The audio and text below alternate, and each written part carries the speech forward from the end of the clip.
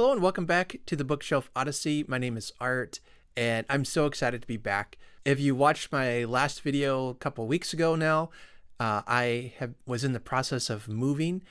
I had recorded some stuff at my old house, and by the time I finally had time to sit down and start editing and different things, I don't know, it's just, maybe I'll pull them out of the archives sometime and release to you some secret episode or something. I don't know. Anyway, I just wanted to start fresh.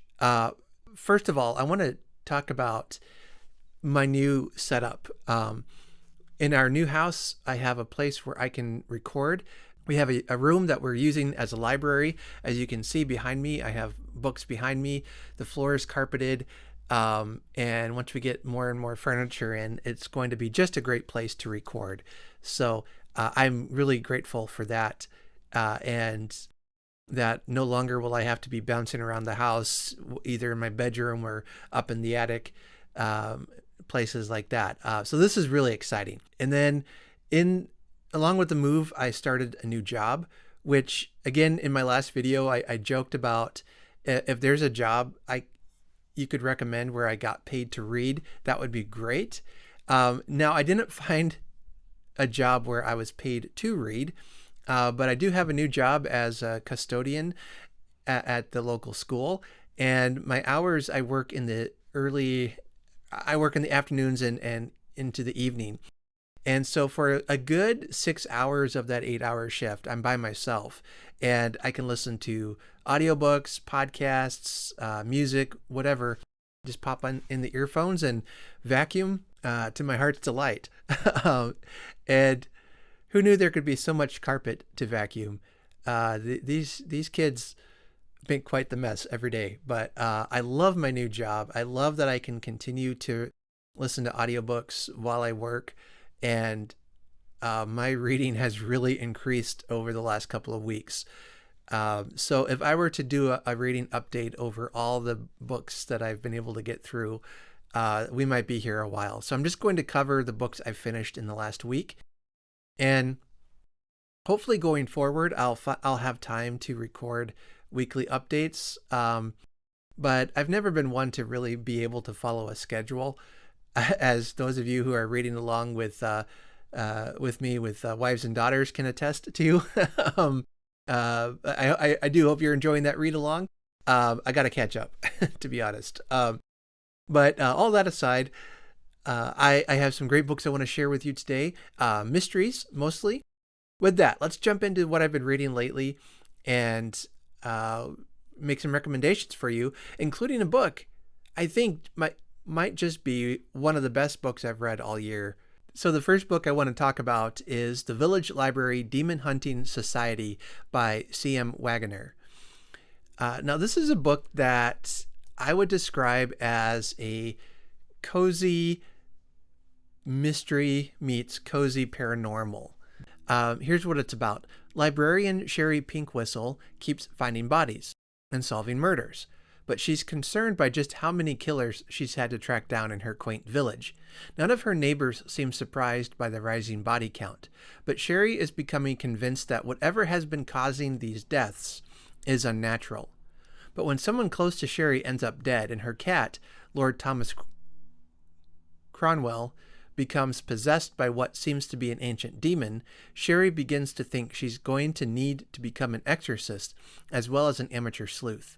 With the help of her town's new priest and an assortment of friends who dub themselves the Demon Hunting Society, Sherry will have to solve the murder and get rid of a demon. This riotous mix of Buffy the Vampire Slayer and Murder, She Wrote, is a lesson for demons and murderers. Never mess with a librarian. And this book was as fun as that description made it sound. It was actually my wife who recommended it to me. So Sherry Pinkwhistle, as it mentioned, she's a librarian and she's of an older age. So think, Jessica Fletcher. And the book catches you. It's almost like, it drops you right in the middle of a series. And for all of those long-running cozy mystery series and things like Murder, She Wrote, where you begin to wonder, why are there so many murders in this quaint little New England town? you know, that seems unusual. And Sherry plays a character who finally begins to realize, hey, wait a minute. You know, we've had, 16 murders in the past year. That's not really normal for a town of our size. And she begins to, and she's the one that solves all the crimes, so it's imagine taking a cozy mystery character and helping and having them become self-aware a little bit of what's actually happening here. This isn't normal. And that's when think that the creep factor and the ghost factor begin to increase. And I won't spoil anything about this story for you, but the reasons why there have been murders, so many murders in her small town, and reasons why she's the one who always seems to solve them, begin to become unraveled or unveiled as the story progresses. I love it when a cozy has an animal character who talks. I love it when there's ghosts, and there's a lot of that. There's some genuine, scary, creepy moments in the story, but it doesn't go too far into the graphic and gross. Maybe a little bit, but not. We're not dealing with like Stephen King level ick here. If you like Buffy, as the description said, if you like Murder, She Wrote, if you like the cozy mysteries, and just a little bit of scare and fancy about your books, you'll enjoy this story. I love that Sherry has this collection of characters around her that quickly become like her found family. I think the town's new priest is an interesting character as well. And the author, she does a great job of introducing you to these characters and really sets the scene well. The author has only a couple other books out, and I'm not sure if this book will be part of a series or a standalone. Right now, Goodreads is saying that it looks like it's just a standalone, but it was published in 2024. It's a relatively new book, and I highly recommend it. This was a fun read. I was looking up her bio there on Goodreads, and I love this. It says that in her spare time, she volunteers, performs kitchen experiments, asks if she can pet your dog, and gardens badly. And I love that description. She sounds like a kindred spirit for sure. If I see you out with a dog, I will definitely stop and ask if I can pet your dog. But don't worry, I always ask first. All right. So again, that's the Village Library Demon Hunting Society by C.M. Waggoner. Highly recommend. Then the next book I read is a young adult mystery thriller kind of story. It's called There's Someone Inside Your House, and it's by Stephanie Perkins. I picked this book because I was in the mood for a horror ghost kind of read, and I found it on Libby. It didn't turn out to be ghost related, and only just a little bit of horror, to be honest. But it's a young adult novel, as I mentioned. It's set in Nebraska, which was a lot of fun because I live pretty close to Nebraska. It's in the vein of like horror slasher films, especially it gave me the Scream vibes if you enjoy that kind of story. And it tells a story of a young lady named Makani Young who has moved to Nebraska from Hawaii. So why would you want to do that? I mean, no shade at Nebraska or Iowa, but it ain't no Hawaii. Okay. I haven't ever been to Hawaii, but just based on the pictures, I would hate to make that move. But she is hiding some kind of dark past. Something happened to her in Hawaii that caused her to have to move. So she's in a new place. She's living with her grandmother. She begins to go to a new high school. And then kids start dying in horrible ways. Now, this is a little more graphic. A lot more graphic than my previous book. So those of you with delicate sensibilities might want to pass on this one. What I enjoyed was the reading of a different kind of protagonist. She's Makani is, as I said, from Hawaii. She's Hawaiian, and that cultural shift to being in a very white Midwestern area. I think the author addresses that, but it's not like the main thrust of the story either. She acknowledges that there's some, prejudiced and unintentional racism that happens with questions people ask and different things, but it's not the main point of the story. I also mentioned that this is being sold as for young adults, but parents, I would caution you to know your kid if they're going to read this. There is some vulgarity used, a few scenes that are mostly closed door romance, but there's enough there that depending on your child, you might not want them exposed to that yet. And of course, there's the graphic nature of the murders that take place. So, just to let you know, I would definitely put the audience for this as later teens than early teens, for sure. So basically the story, kids at the school begin to die, especially some of the more popular ones.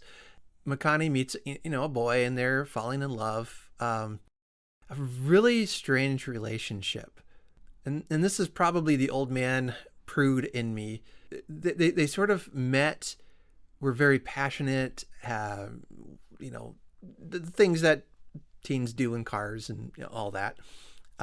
Their relationship got physical very quickly, and then they seem to not talk to each other for a while, and Makani is thinking, do I like this guy or not? Is he my boyfriend or not? And I'm like, well, you've just slept with him. You're getting some things backwards. You're going about it the wrong way here. I don't know. It confused me. I'll just put it that way. And maybe that's the way what kids are dealing with these days. But yikes, if you are, you have my sympathy. Anyway, so there's a pretty major romance side to this story as well. So that sounds like your thing. I would say give it a try.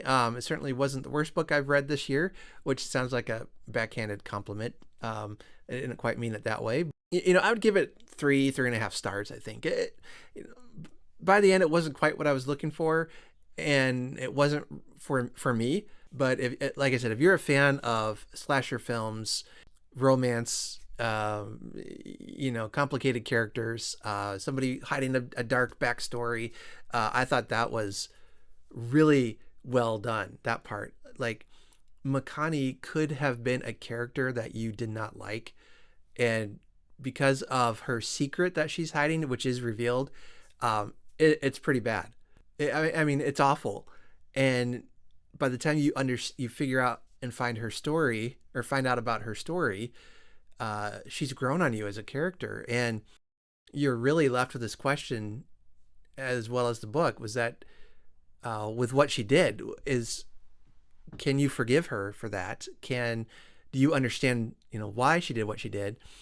The author, she creates this very complex character who at times you're rooting for her, but then also you're like, maybe she's gonna deserve being knocked out by a serial killer.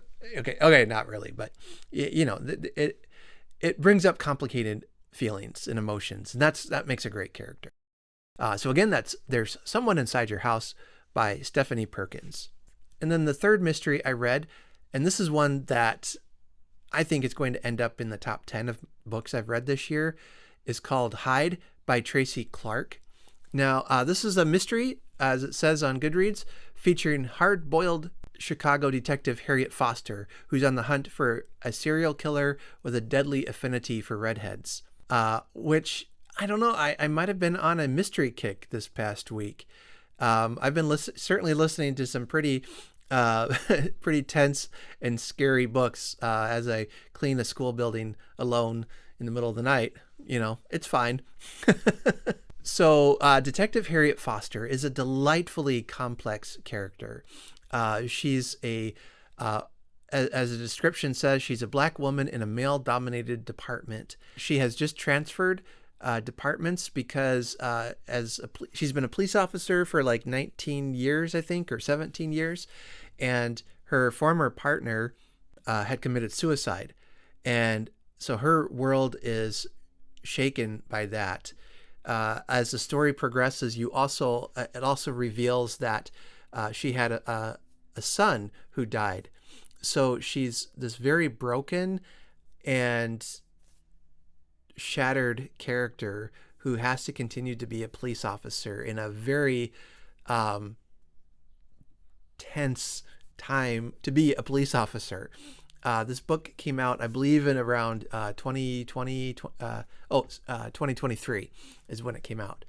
And so in the background of the story, you have the Black Lives Matter movement protests, and you have the defund the police protest movements. And Tracy Clark uses that very effectively as the background to really ratchet up the tension of the story. And I find it interesting that she's writing about a black detective and a black female detective set in a time like that, and how the character justifies why she's continuing to be a police officer when there are so many other bad characters in the department. And essentially, and I forget the exact quote, but she basically says, she became a police officer because she didn't see anyone like her in the departments, and she wanted to change that. And so now she wrestles with that. I am the person that these people hate, but I'm going to try to do my best to be a good representative of the police department and to show them what a police officer should be. That's all background. That really has very little to do with the story itself, which is a police procedural about a serial killer striking against redheads. And when Foster first comes to the department, she's attached to a new partner. This guy is a complete jerk towards her. It's not so much because she's black. It's just because he's a jerk, and he's a jerk to everyone.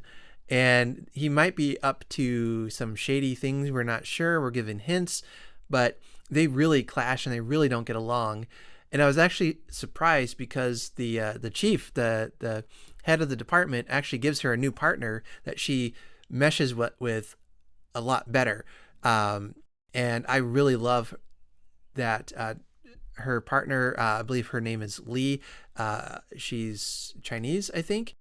And they really hit it off well. But there's still a little bit of tension, that Harriet isn't quite used to being able to trust somebody else as a partner. And Lee calls her out on that and says, hey, I'm your partner. You got to trust me. You got to keep me informed with what you're doing. And I'll do the same. So the character interactions are fantastic. And then the plot itself is, kind of your typical serial killer murder mystery. You get some gruesome deaths. You get the CSI type scenes in the mortuary. And then all of this, the tension is building and building because, you've got these protests in town and you've got people demanding that the police, quit kicking around, the minorities in town and actually just solve this crime. Interestingly, the first victim they find nearby is a young black man who's passed out and he has some blood on him, and Foster's partner immediately assumes this is the killer, and she's like, whoa, hey, hold on.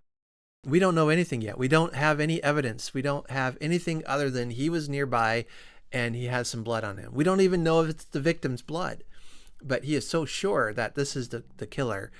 And the way, Tracy Clark, the author, weaves that into the story, it is just so masterfully done. Now, this is a series. I believe there are 4 books in the series right now, and I'm definitely adding these to my reading list. A very good mystery set in modern times, dealing with what our police have to deal with, and showing that there are good guys and there are bad guys, good cops and there are bad cops, and that difficult line that she walks in trying to solve this crime, as I think 3 or 4 dead bodies begin to show up, and the more that are uncovered, the angrier the townspeople get, because hey, it's not safe for us to be out. We need the police to do their job. Yeah, great story, very well done, and really digs into some of the issues we're dealing with in modern times. So I'm looking forward to seeing where Clark will take this series. So I'm definitely going to add that to my list. All right, those are the 3 mysteries I read. Just real quick, I'm probably going to do a video about this book down the road, but it's called How Reading Changed My Life, and it's by Anna Quindlen. And this was a book I have in paperback here somewhere, but it's essentially about an 80-90 page book where Anna just writes essays about the importance of reading in her life and how it changed her life, and how it helped her become the woman that she is. And I resonated with that story so much. There's many things she talked about that I could identify with, and rejoice over the gratitude that we've had books in our lives, that we've had libraries in our life. It's a privilege to be able to know how to read. And it's a privilege that I exercise every day. And it's my passion, my hope that many people, that everyone in our culture gets the opportunity to read and to know how to read. I know there are many who fear that reading might become a lost art or not seen as important. And I hear all the time that kids today, they don't read anymore. And I think there is some truth to that. But when I think about reading, reading for sure changed my life. Reading, I would even go as far to say reading probably saved my life a few times, just because I found it better to be reading, better to spend my time in a library than running around town, hanging out with the wrong crowd, all those things that I could have become another statistic. And I'm so grateful for the people in my life who taught me to read and encouraged me to read. And even a few challenged me to read outside of my comfort zone. I mean, that's a thing that I am and always will be thankful for. I shared this in a chat group I'm in, but I want to share with you as well.